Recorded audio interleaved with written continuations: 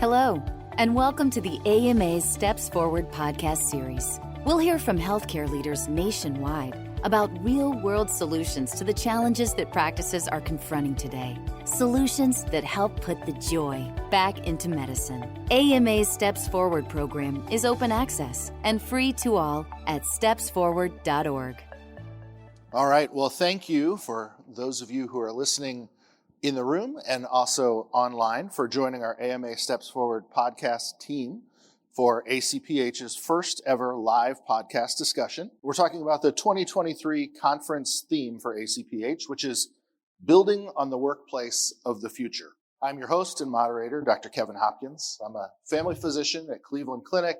I've been there for 19 years, an operational physician leader. I'm the vice chief of the Primary Care Institute. So my team oversees clinical operations of all of our primary care ambulatory practices. For the past 4.5 years, I've been fortunate to serve as a senior physician advisor to the AMA for professional satisfaction and practice sustainability.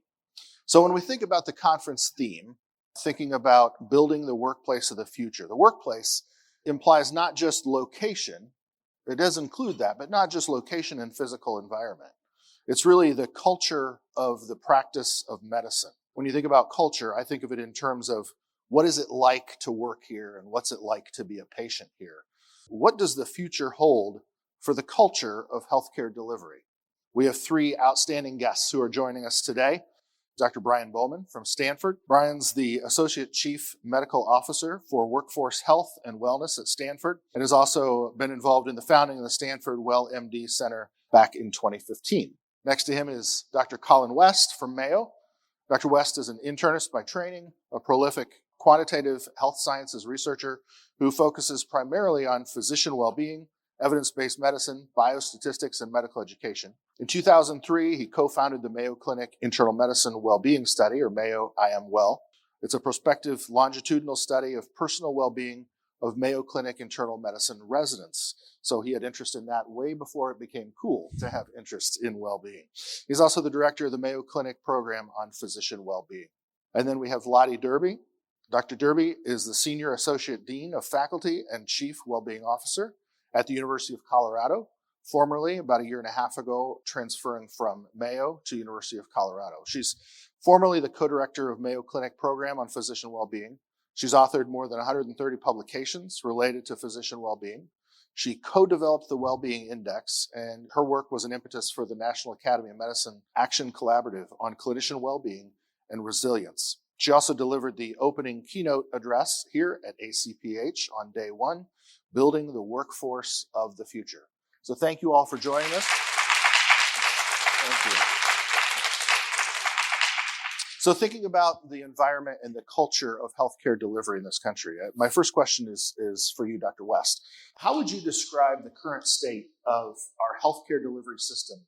And specifically, what would you say are the most significant opportunities for redesign and improvement? So I try to hold 2 things together. The current state, I think all of us feel, is stressed and fragmented, but we also hold that at the same time with common core values across medicine in terms of wanting to have deep relationships with our patients, continuing to care about those outcomes. So it's not all about the negative aspects. And I think really the challenge in terms of where people are right now and why those stresses and fragmentation cause so much discomfort for people is because they interfere with that desire, that aspirational goal, which I think continues in medicine. That we have this connection with our patients, that we're helping our patients. That's where the meaning in our work shines through. That's where the years of dedication and study, the long hours, that's where those really continue to give us that drive, that motivation. And everything in medicine that goes on that we hear about at this meeting and all live in our practices that interferes with that physician-patient relationship is what leads to the distress and keeps us a little bit separated from that ideal. So thinking about value of relationships, if you go back probably to when we all applied to medical school and residency, and I was on my admissions committee in medical school, and you read every med school application, they all say the same thing, right? Why do you want to go into medicine? Because I want to help people, And implied in that is a desire to have relationship. And a lot of the ways that our system functions today have sort of engineered the relationship out of it. Am I wrong in saying that? What do you guys think? No, I think there are barriers, and I'll just say one thing and then have my colleagues chime in. But earlier today at ACPH, we heard about EHR and opportunities for reimagining how the EHR can serve our relationships with patients, as opposed to what we so often feel is that we have to adapt to serve the EMR. We have all of these things that have entered into practice that all have their reasons, but often are distractions that separate us from, I want to help patients. And medical students, when they're applying to medical school, they're not just writing that because, that's what I have to say. The vast majority deeply believe it. They're committed to trying to help other people. And then they get into training and into practice, and there are all of these things that are the hassle factors, the distractions, that don't allow them to fully connect with that aspirational goal.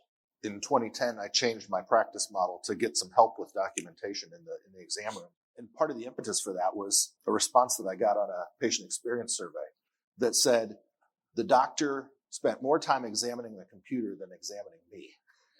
And as a primary care doctor, that was like a knife to the heart, because it's the exact opposite of what and who I aim to be. Yet I found that this piece of technology, very useful in a lot of ways, had come between me and my patients, and it wasn't a good thing. Yeah, that's exactly right. I think that is the lived experience as also a primary care physician. The electronic health record is also a great tool, and it's a great asset. I remember the days of paper charts, that it was hard to read, notes from the cardiologist. It was impossible to find the last electrocardiogram, right? Like in many ways, the electronic health record is a great thing. But we also know from studies done by Krasinski and others that for every 1 hour of patient care, we are spending 2 hours on the electronic health record doing various forms of documentation or filling out this, that, or the other thing. That gets in the way of meaning, value, and purpose, which is really what drives all of us. I like the way you put that, because I think there's understandable stress and frustration with the status quo. But the answer is not to throw the baby out with bathwater and just condemn the electronic medical record and condemn care pathways and condemn a lot of things that are really important for the progress of medicine to go where it needs to go. But also along the way, if they're implemented wrong, if they're implemented in a culture that doesn't pay enough attention to the effect on both experience, they can be detrimental, of course. And most of those things that you just mentioned aren't going away, right? So that's a good segue to my next question for you, Dr. Bohman. Thinking about the opportunities that we have for improvement in our healthcare delivery system and how far we have come, how do you imagine the ideal future state of the culture for the practice of medicine? What does that look like in your mind? Yeah, it's a very broad question. It is. But thank you for it. It's a 30-minute podcast. So, and, I guess I would think, yeah, exactly. You guys can go now. But I would take one step back and not just dive immediately into culture of wellness, which is sort of what we like to talk about, and it's critically important. But what are we there for? We're there to take care of patients. We're there to do it affordably. We're there to do it equitably.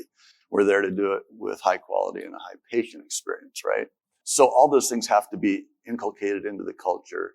And the quadruple aim concept was invented to sort of point out that you're not going to get any of those things done effectively if you don't take care of your people, if you don't have a culture of wellness as well. So what is a culture of wellness? It's easy to say that, right? But it's so many things, but it's partly modifying our own physician culture in terms of a culture that doesn't elevate self-compassion. We want a compassionate culture, but we want to have a self-compassionate culture. We want to have a culture of respect, equity, those other things. We want to have a culture of continuous improvement, which is critical to achieve all of the quadruple aim, including the well-being part, and a culture where leadership is wellness-centered and takes accountability. Leaders take accountability for the well-being of the people who report up to them. That's helpful to think about, even though it's in broad strokes, to think about what the culture should look like and could be even today if we were to prioritize it, right? Yeah. There's been so much great work that's come out of Stanford in this realm, the WellMD model, those types of things that a lot of organizations are adopting or figuring out how to adapt it for their own organizational culture. But how important do you think it is to have that investment, buy-in from the top of an organization? Because it seems to me it would be very difficult to do this from anywhere other than the very top levels of leadership in most healthcare organizations. I think that's true. And the sort of the origin story of our wellness center at Stanford, it was a little bit of a grassroots effort at the very beginning, with just bringing together physicians mostly across the organization. And could I just stop right there, because I caught myself. Always, when we're talking about physician well-being, I think we all want to make sure that everyone understands that's important. It's also important that nurses have well-being. Yep. It's important that the food service workers have well-being. We need that culture to spread across the entire organ. And that's sort of my job now at Stanford, is trying to translate some of what we've done with our physician center to the rest of the employees. But to get back to the question of grassroots, we started with a little bit of a grassroots effort. What we found is that people were just doing things like meditation retreats and medicine and literature, stuff that's really good, but it wasn't organizationally hefty, let's say, or coordinated. And very fortunately at Stanford, I would say, we got together and we thought, this isn't good. We need to build something more systematic. And it needs to be more about reading the great work that these folks were producing at the time, along with their colleague Tate and others in the field. We're like, this is not the way we build wellness, sustainable wellness program. And very fortunately, we were blessed with some leaders at the time, our dean and our two CEOs at Stanford, and board members who saw this. And the board actually pushed us to develop something more substantial. And that's where our wellness center came from. Yeah, that's terrific. Personal resilience is the thing that is talked about in a lot of organizations, right? And yet we know the people that go into careers in healthcare, and specifically physicians, are among some of the most resilient professionals there are. Certainly the wear and tear of the grind of our career and the work that we do every day can wear away at that personal resilience. But I think we're far more effective looking at systemic changes that can favorably affect physician well-being and affect the well-being of our entire healthcare organization. What do you think are the most critical first or next steps that can be taken to move us in the right direction? We talked about a little bit about what that ideal state would be, what our current most significant opportunities are. But if I'm in a small private practice or a smaller healthcare organization, or even a larger one that maybe has more resources, but I don't know where to start, what are the first things that I should consider? I think the first piece, just building off of what Bryan says, there needs to be the leadership, commitment, and willpower to do it. Or else it's really hard to get out of the gate and get anything done. And then I would say the second step is really around measurement, just like we think about with quality and safety. We have to know where we're at.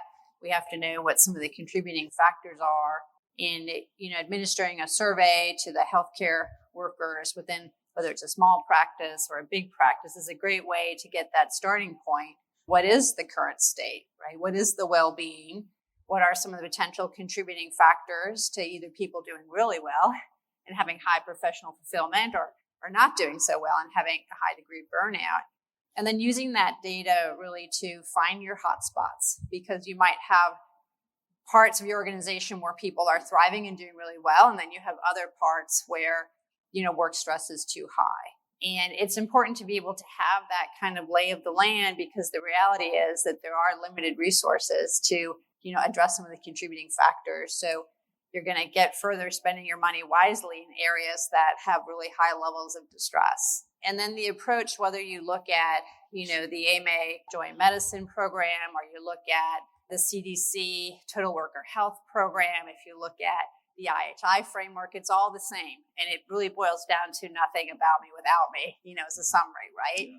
As a general internist, I can't go into dermatology and say, you need to fix these two things, then everybody will be happy, right? Like, that's just not going to work. Rather, we need to have conversations with the physicians, the nurses, the team members, the boots on the ground, to say, okay, what are your pebbles in your shoe? What are the boulders in your back? And more importantly, what do you see as opportunity? What are things that are in the sphere of influence of the individual healthcare worker, within the leaders of that work unit, within, the organization? And then what are these bigger external factors? And then drive improvement by local action planning at the level of the work unit, action planning at the level of leaders and CMOs and within the organization. And for academic medical centers like where I am, feeding forward, what are the things that we need to do from the dean's office to help improve the work environment? So it really requires that strategy of the leadership commitment, having the data, and then really doing what we call human-centered design to figure out how do we improve the work environment in the most feasible, timely way.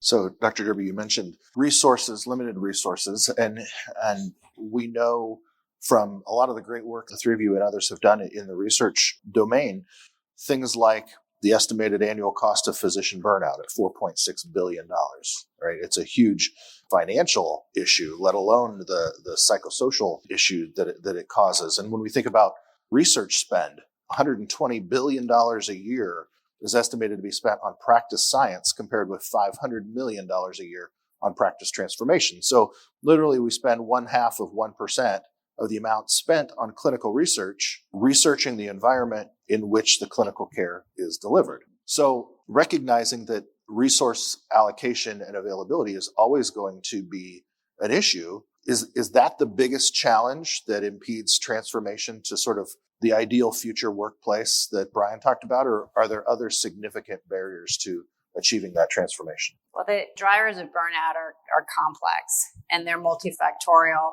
and they transcend a work unit, right? There's things outside of dermatology and neurosurgery that impacts the well-being of dermatologists and neurosurgeons, right?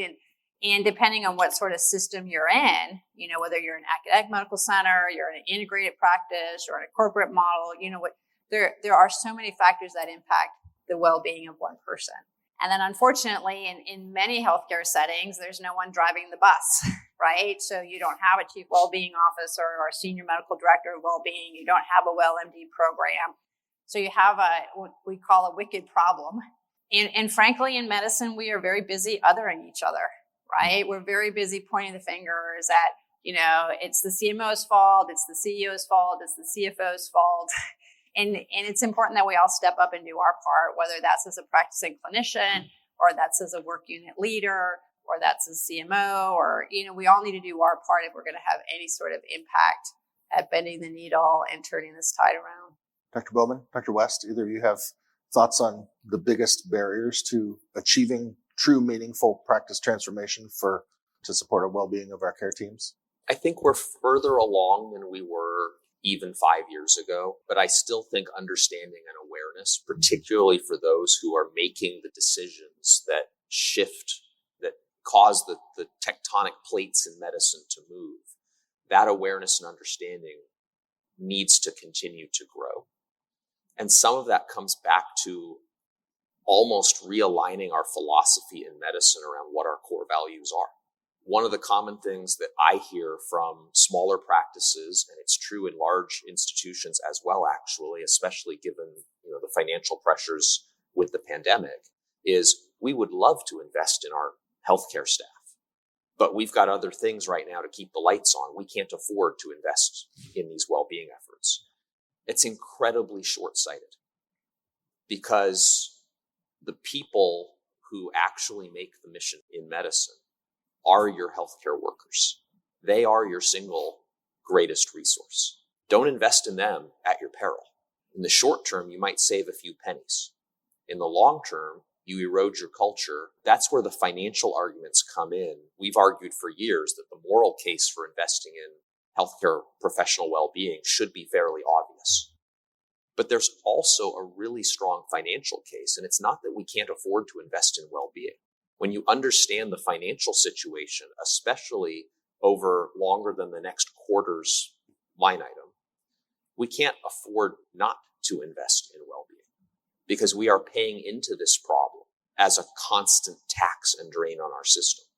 But understanding and awareness of that bigger picture and then having enlightened leaders pick up on that and say, I want a different future for my organization. That requires that I invest in my people because they are my single greatest resource. That's a leadership philosophical shift that I think has been not common enough across medicine. Yeah, I want to double down on that. I think it also points out the connection with quality.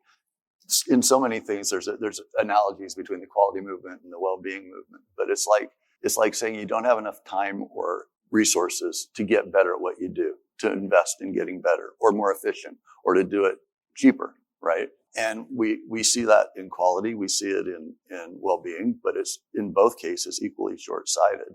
Doesn't mean you put 90% of your budget to those efforts, but you better be investing in them where you have opportunities or you're just going to be languishing. And the two efforts, if we're going to transform practices, you've got to have a really sound quality improvement framework. That's another thing we were lucky with. Another one of the hats I wear at Stanford is to help teach quality improvement courses. And we had a lot of support for that too. And the two things came up together.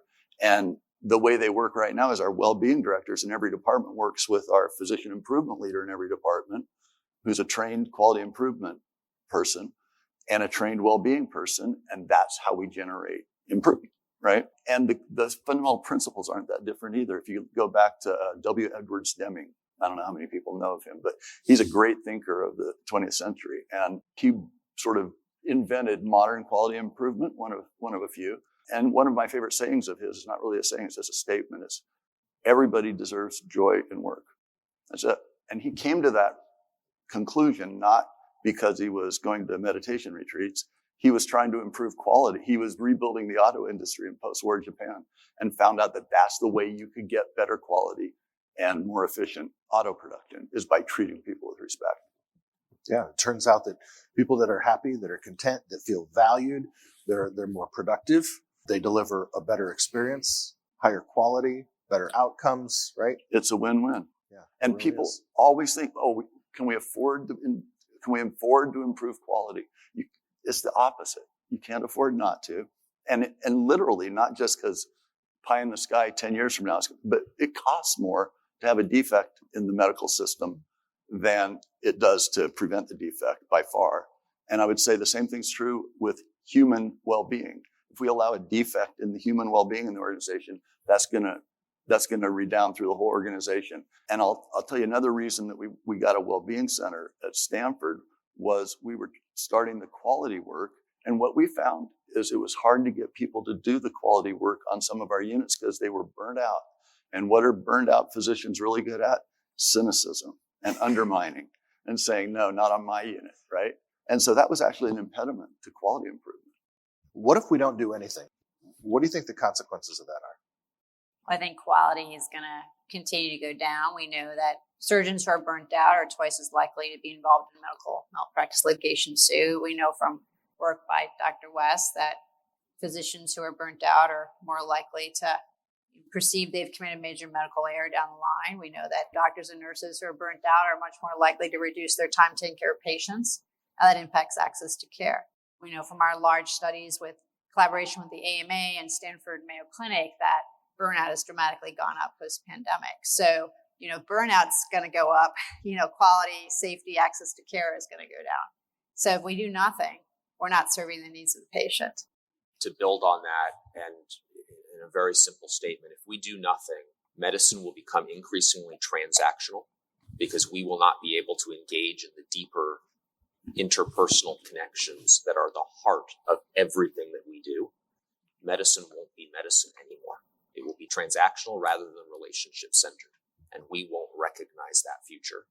And I worry that the very best people who are still signing up for this incredible career are going to look at that and say, maybe that's not for me because it doesn't speak to my deeper sense of meaning, values, and purpose anymore. And I really hope, Kevin, that you're going to rescue us from this and also ask us, if we do this right, what's it going to deliver? And there's my cue. Not only do we need to think of how burnout is going to impair our progress and allow the system to actually deteriorate, but the flip side of that is professional fulfillment. And who is it that's going to be leading the improvement efforts and changing the culture and, implementing well-being in a way that we're doing at our organizations as best we can? It's going to be people who are professionally fulfilled. And so the bigger the pool that you can build up by attending to reducing burnout and at the same time improving professional fulfillment, the faster you're going to improve. My last question, to wrap us up. If large systemic scale practice redesign takes place to support physician well-being, if that really happens across the board, what would you expect to be the consequences of that? Dr. Dyrbye, what do you think? I think top diverse talent will want to be physicians. I think patients will receive better care, higher quality, safer, less expensive from compassionate, committed, highly competent healthcare workers. I think we'll have a reduction in our disparities, and I think we'll be in a much better place. I think we would start to see an upward spiral along all of the dimensions that Lotte just mentioned. More satisfied healthcare professionals who are able to engage with their patients and their communities in a more fulfilling manner that increases both individual patient health and the health of communities. And I think you start to see better return on investment, and our healthcare system as a whole becomes less overwhelmingly expensive because everything is working more harmoniously. And I think a really important point, just to reemphasize something that Lotte said there as well, is that we actually compete more effectively for that incredibly bright young talent that right now might be looking at medicine and wondering, can I do this? We need those people. And I think those people actually need medicine. And we need to show them that this is actually the best possible career that you can bring those talents to bear for.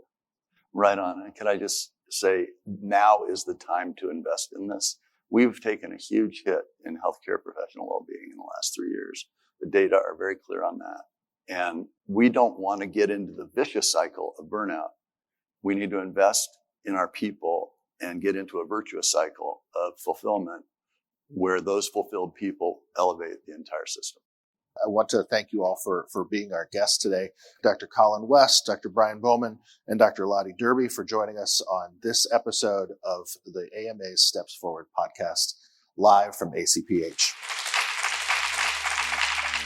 Thank you for listening to this episode from the AMA's Steps Forward podcast series. AMA's Steps Forward program is open access and free to all at stepsforward.org.